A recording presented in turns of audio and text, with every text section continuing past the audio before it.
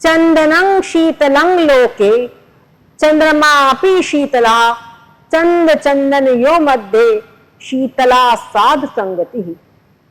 कहते चंदन शीतल होता है और चंद्रमा भी शीतल होता है, पर चंद्र और चंदन के से भी ज्यादा शीतल है संतों का संग।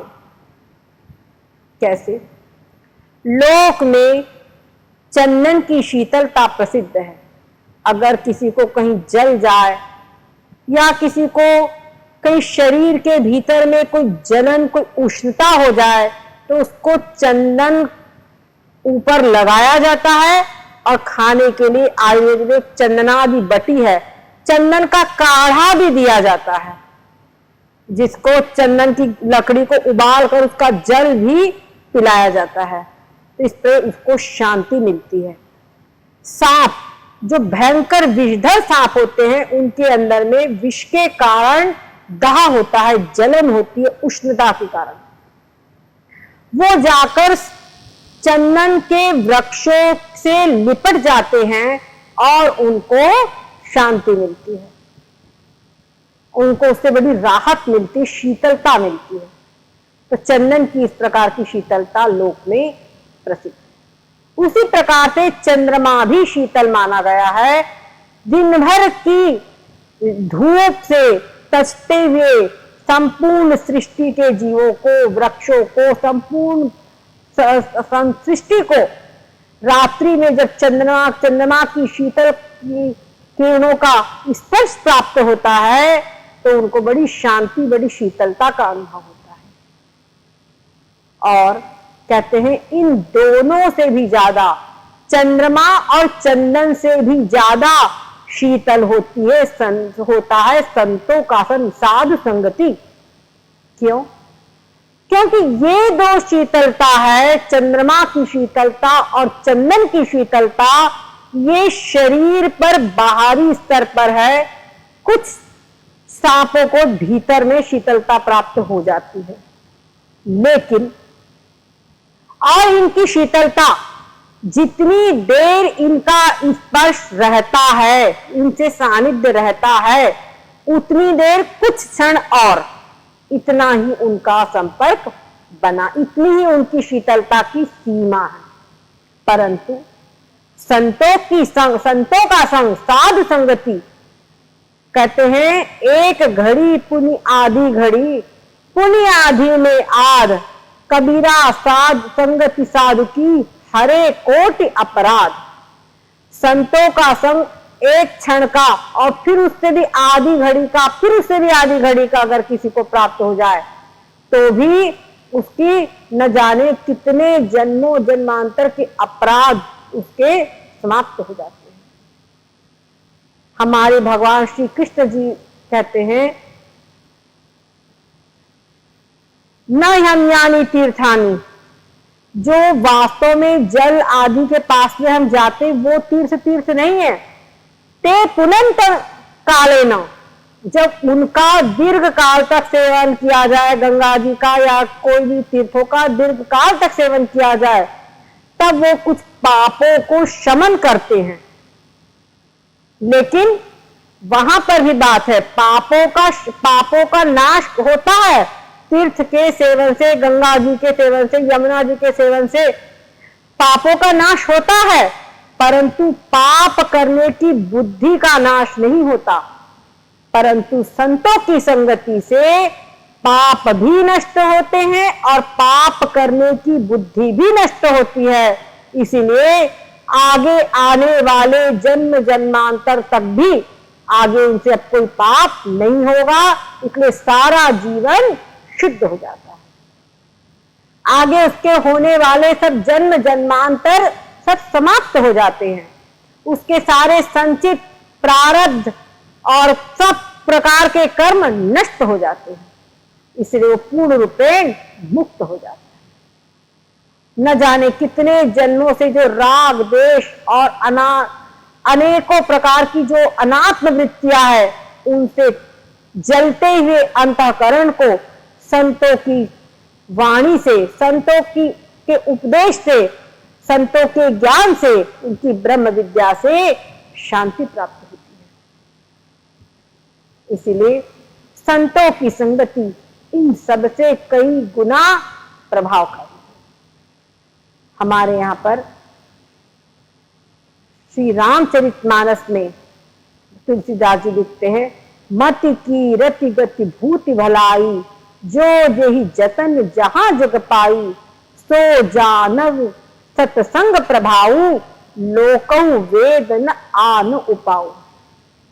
कहते हैं संसार में अगर किसी को कुछ सद्बुद्धि प्राप्त हुई है, कीर्ति प्राप्त हुई है, विभूति प्राप्त हुई है, या कुछ भी कुछ हित उसका हुआ है, तो समझना कि सो जानब सत्संग प्रभाव, वो सत्संग का ही फल है, क्योंकि संसार में उससे अलग कोई दूसरा उपाय नहीं है। नारद जी ने अपने पूर्व जन्म का इतिहास कहा है। पूर्व जन्म में उनकी माता संतों की दासी थी और बचपन में इनको भी छोटे होने पर भी चपलता नहीं करते थे और संतों की बात माना करते थे, संतों के सत्संग में बैठा करते थे, उनके आसपास रहा करते थे। परिणाम स्वरूप संतों ने उनको वो ज्ञान दिया कि अगले जन्म में ये देवर्षि हो गए। और भी वाल्मीकि जी, पहले उनका जो जन्म था उसमें डाकू थे, रत्नाकर थे, परंतु संतों की संगति से ये रत्नाकर से वाल्मीकि हो गए। और भी संसार में अनेकों उदाहरण हैं जहां पर सत्संग के फलस्वरूप जीवन सुधर गए। श्रीमद् भागवत महापुराण में परीक्षित जी का वर्णन आता है। परीक्षित जी को श्राप था, ब्राह्मण का श्राप। वो भी क्या, आज से 7वें दिन तक्षक नाके काटने से तेरी मृत्यु हो जाएगी। हमारे महादेव जी कहते हैं, इंद्र वज्र मम शूल विशाला, काल दंड हरि चक्र कराला, जो इनके मारे नहीं मरे, विप्र शाप विप्र रोष पावक सो जरही।